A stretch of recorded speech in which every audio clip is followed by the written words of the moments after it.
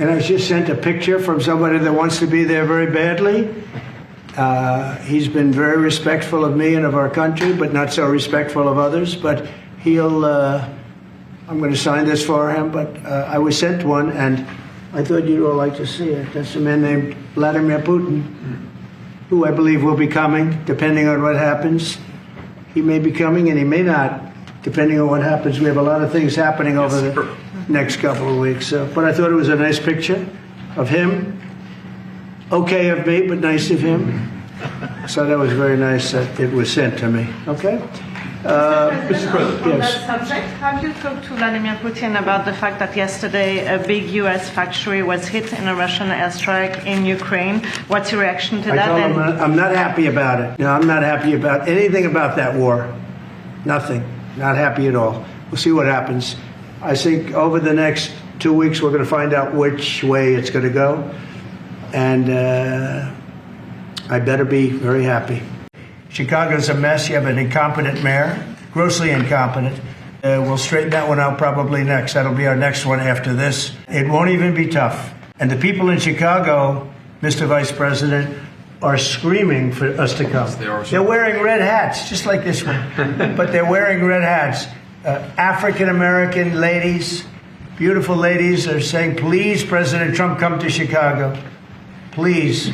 I did great with the black vote, as you know. They want something to happen. So I think Chicago will be our next, and then we'll help with New York. And a lot of these people that you see on television, they are, including the people in this audience, they'll say bad things about me, and then they'll say, thank God he's here. Because half of them got mugged, and they don't want to get mugged again. But they work for stupid people that are radical left, and they're made to do things and say things that they don't want to be saying.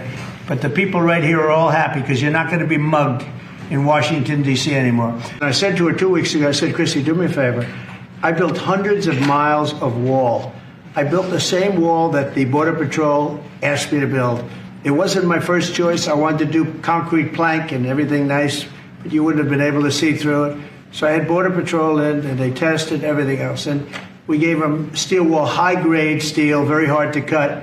That we gave inside that is 9,000-pound concrete, which is a very tough concrete. Inside that is rebar, a big, fat piece of rebar. So you have all different materials that are very hard to cut, and you need different instruments to cut each one.